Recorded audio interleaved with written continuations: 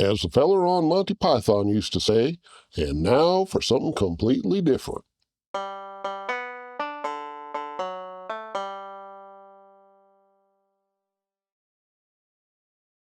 Hey there, folks. Bertram the Barely Bearable Atheist here, and today I'm going to try something I've never done before, which is to say a response video. I have one that I intended to respond to about a year ago, but then I got into Gosser and Turk's book, and, well, here we are.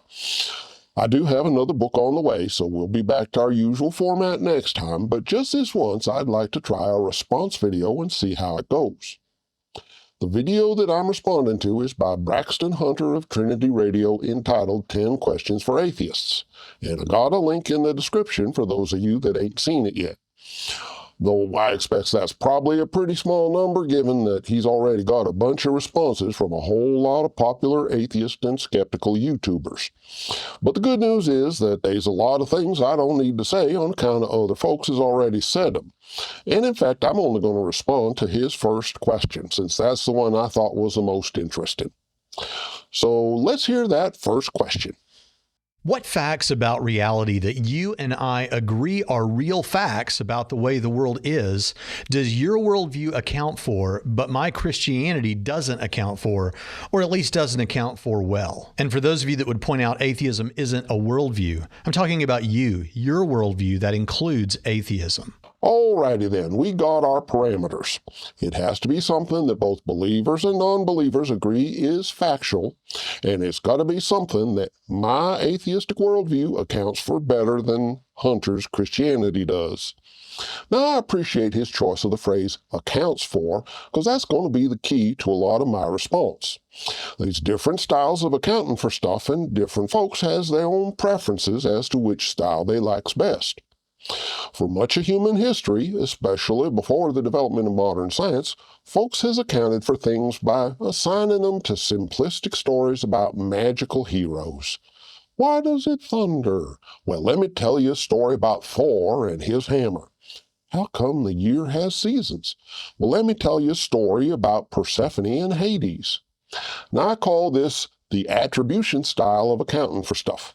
You don't got to explain nothing, nor measure nothing, nor figure nothing out. You just assign things to a story about magical stuff and let the magic account for everything. The problem with the attribution style of accounting is that it don't actually explain nothing, or in other words, it don't tell us nothing useful about the world around us. Different cultures and societies and traditions all attribute the same sorts of things to different stories, and the differences don't matter because the stories ain't got any material connection to reality anyway. It's basically just a bedtime story, something you can tell the kids so they'll shut up and go to sleep. A genuine explanation is a whole different style of accounting for stuff. Genuine explanations start by understanding the observable and verifiable forces and processes that we find in the real world and study them in enough detail that we can reliably predict how some particular result can be produced from some initial set of conditions. No magic involved. And the reason we's able to do that is because reality is consistent with itself, which means not only that it don't contradict itself, but also that every true fact is connected to other true facts, which means that every time you understand one thing well enough to genuinely explain it, you discover new facts that tell you even more about the real world. The self-consistency of objective reality is what makes science possible and successful. Now, the downside to genuine explanations is that being reality-based, they take more work both to discover and to understand. Where the attribution approach is more like a familiar bedtime story that even a child can grasp, the explanatory approach is more like, well, homework.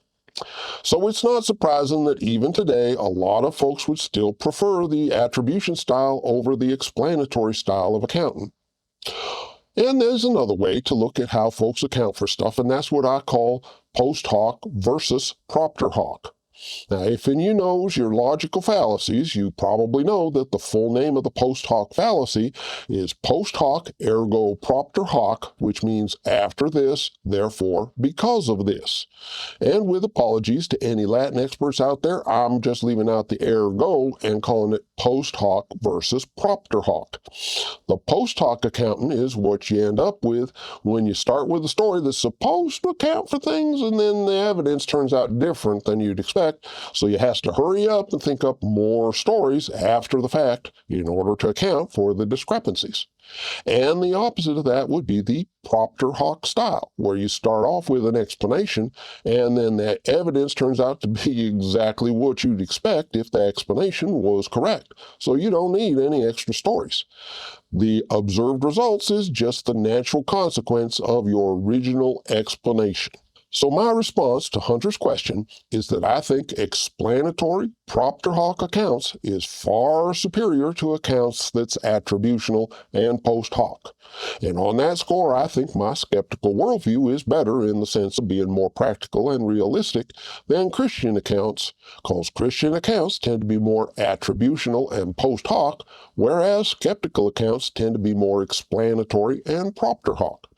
Also, Christian accounts generally gives results that's only useful in the context of Christianity, whereas skeptical explanations is useful to everybody, regardless of their religious presuppositions. And I don't think that's just a coincidence. But now, let's get more specific. Hunter is kind enough to give us several examples of things he thinks that Christianity accounts for better than alternative worldviews, or conversely, that alternative worldviews don't account for as well. So let's start with the things that he thinks Christianity does well. I can't think of any. Christianity accounts for evil, suffering, the existence of other religions, including supernatural events in those other religions, science, and differences among different denominations of Christianity. So we've got 4 or 5 things here.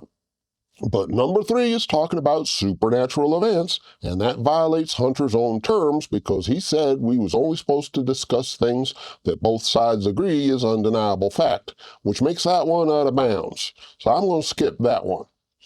Fact number 1 is evil and suffering, which Christianity accounts for by assigning it to a story about a talking snake and a forbidden fruit, much like the Greeks used to assign it to a story about Pandora. And this one has so many post hoc stories attached to it that they've got their own name. They's called theodicies. Meanwhile, they ain't much for a skeptic to even need to account for. We don't believe that the world was created by a perfect and benevolent creator, so it ain't surprising that we as material beings would experience suffering in the course of competing against other organisms for limited resources. Some folks layers on a theological notion of quote-unquote evil for things they don't like, but again, it ain't surprising that folks would supplement their limited understanding with superstitious constructs. That's just human nature. But the skeptical approach ain't going to waste time looking for unpredictable supernatural causes for suffering. Skeptics is going to focus on understanding and addressing the real-world causes of suffering and figuring out how to fix that. So the Christian account may be more entertaining and simplistic and familiar, but I think the skeptical account does a better job of giving us the tools we need to actually reduce the amount of suffering in the world. Fact number 2 is the existence of other religions, which Christianity accounts for by assigning them to stories about the devil deceiving folks. And again, this account comes along with a whole bunch of extra post hoc stories about why God lets him get away with it, even though he supposedly wants everyone to come to the one true faith. The skeptical account looks at the data and explores patterns in cultural diffusion and human psychology and sociology, and that gives us a ton of useful information and testable explanations. It don't need no post hoc stories because it don't start with a dogmatic story that's inconsistent with the data. So again, to my mind, the skeptical account is far superior. Now, skipping number 3 because it ain't a fact, fact number 4 is science. And frankly, Christianity don't so much account for science as try to take credit for it after the fact. They do try to assign it to stories about how smart God supposedly is, but we ain't got any documented cases where God actually taught anybody how to do valid science. And in fact, the kind of skeptical thinking that makes science successful is actively discouraged in the Bible, which tells folks they ought to trust God instead of leaning on their own understanding. From my perspective, science is possible because reality is consistent with itself, both in not contradicting itself and in that every true fact is related to other true facts, such that we can discover facts we don't know yet through the facts that we do. If that weren't the case, if objective reality weren't consistent with itself, then it wouldn't even be possible for a God to exist in any meaningful sense. But since reality already is self-consistent, we can do science without the need for any God. And fact number 5 is definitely a stretch for Hunter. The existence of divisions within Christianity is something Christianity can only justify by means of post hoc stories that's not only non-biblical, but is frankly inconsistent with Jesus' prayer that all his followers should be one as he and the Father supposedly is one. It don't say much for the efficacy of prayer when God's only begotten Son can pray for something that's clearly God's will and not get it. Meanwhile, the skeptical account is obvious and inevitable. In the absence of any actual God, folks is going to have to invent his character and commandments out of their own imaginations, and different folks is going to imagine different things. Of course, there's going to be religious divisions, propter hoc. Let's move on to the things that skeptics supposedly ain't got good answers for. But I can think of many things that the most common worldviews that include atheism don't answer as well as I think Christianity does. Like universal supernatural claims, universal religious experiences, free will, morality, near-death experiences, beauty, the rapid expansion of the early church, the events surrounding the life and death of Jesus of Nazareth, and our shared longing for purpose and meaning. Dang, one more and he could have had a top 10 list. So let's have a look.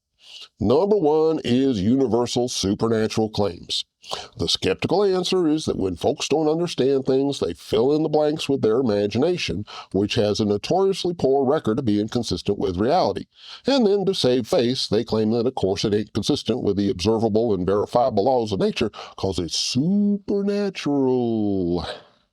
Also, there's a certain social status that comes along with having some amazing, sensational story to tell, which means folks is going to have a strong motivation, not just to imagine supernatural experiences, but to spread stories about the allegedly supernatural experiences of others. And that goes double for folks who use the supernatural as grounds for claiming the moral authority for telling other folks how they has to behave. Now that's a propter hoc explanatory account based on observing human behavior and psychology. And really, there ain't nothing left over that needs to be explained. But a lot of folks ain't gonna like that explanation because it means they don't actually get to claim any kind of universal, unfalsifiable moral authority based on the assumption that the supernatural is real. Number 2, universal religious experiences is essentially the same as number 1. Supernatural religious experiences make a kind of hero out of the one who had the experience. Like the lady in the church I used to attend who claimed that God had miraculously cured her cancer after she went to a dermatologist and had a small non-metastatic melanoma removed. Her actual experience had an ordinary propter hoc explanation, but she rejected that so that she could be a quote-unquote witness of God's supposed supernatural power. Number 3 is free will, which has various definitions, some of which can't actually be shown to represent anything that actually exists. And in fact, some concepts of free will was invented specifically to have something to attribute to an immortal soul, just so believers could insist that immortal souls must exist. Meanwhile, human will, like thought, emotions, intentions, perceptions, and so on, is something that we only find happening inside healthy physical brains, and it can be adversely affected by physical things like injury, disease, intoxication, starvation, and so on. The propter hoc explanation for this is that all these things is physical processes, and really there ain't nothing that can be verifiably observed that don't follow logically from the propter hoc explanation. Christian accounts of free will is attributional and don't explain how supposedly immaterial souls is able to produce physical effects like using your muscles to move your arms and legs, or how it's able to perceive the material world in order to make informed choices in the first place.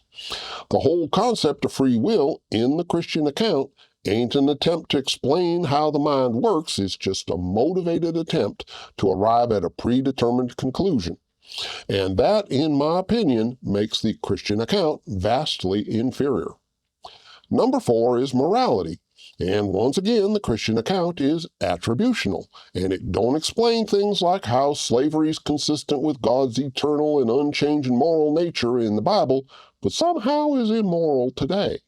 Cue the post hoc stories.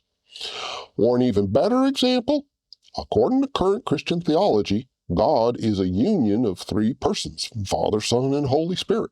And all 3 of these persons is male.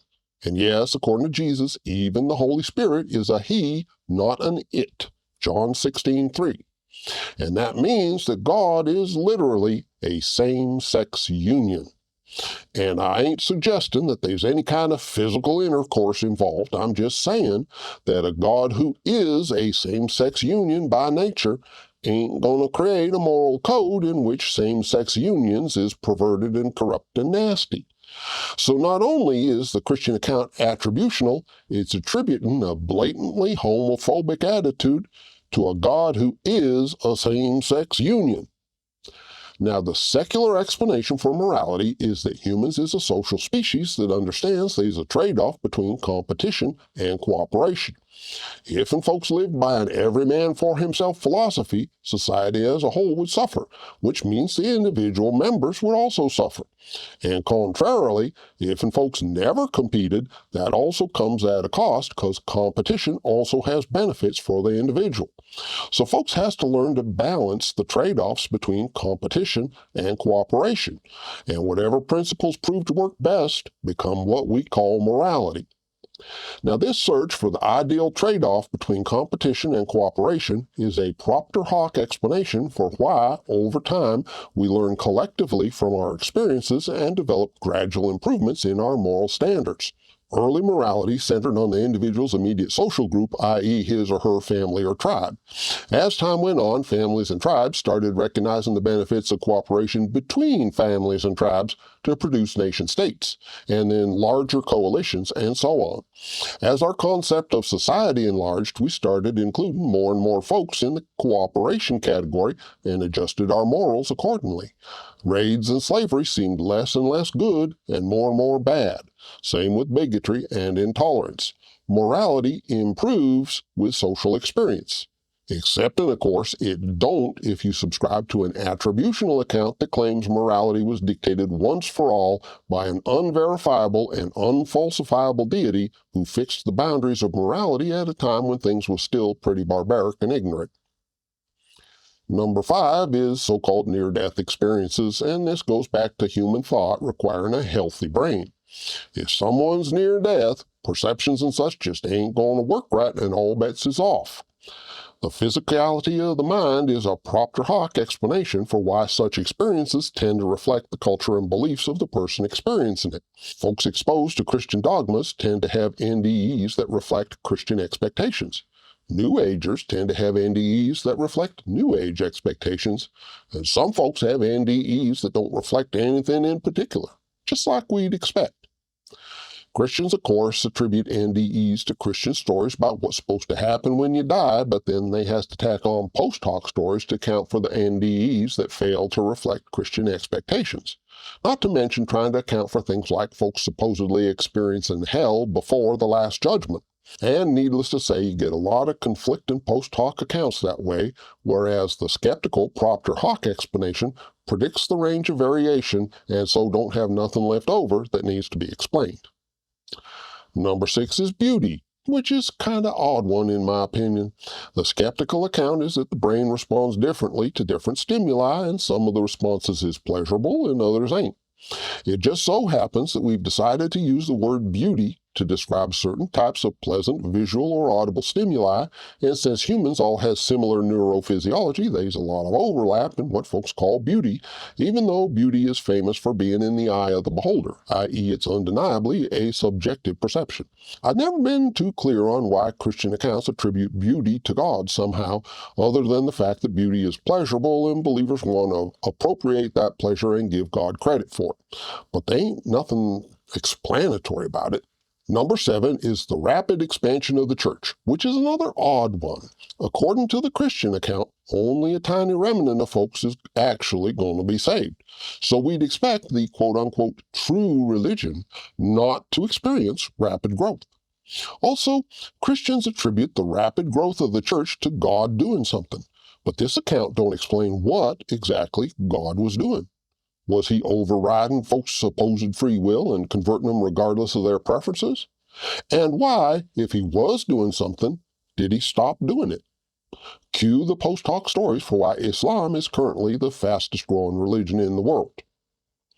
Meanwhile, I did a whole video on the purely secular psychological factors promoting the growth of Christianity, not the least of which is the fact that it offers believers a chance to feel like their own sins is forgiven, while still allowing them to judge and condemn non-believers for supposedly violating God's laws. And just look at today's Republican Party if you think that ain't a powerful tool for self-aggrandizement and social manipulation. The skeptical propter hoc explanation not only explains the rapid growth of the church, it also explains why there was division and infighting within the church from day one, and why the church has such a problematic history that includes witch hunts, inquisitions, and crusades. So in my view, the skeptical account does a better job of explaining church growth without the need for post hoc stories. Number 8. The events surrounding the life and death of Jesus. And again, the skeptical account does a better job of explaining the data as a whole, including the story of the so-called ascension into heaven.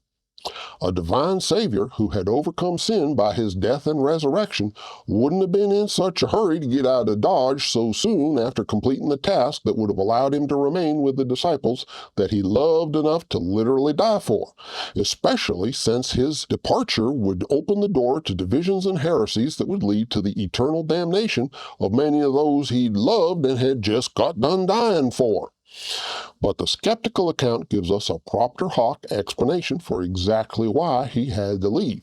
This risen Savior didn't actually exist, and believers had to come up with some kind of story to attribute his absence to. And similarly with other stories Christians try and tell and make it sound like Jesus really rose, as I've documented in a number of other videos. And finally, we have number 9, the supposed shared longing for purpose and meaning that Hunter claims we all have. Now, as a Christian, I used to believe that God did indeed give my life purpose and meaning.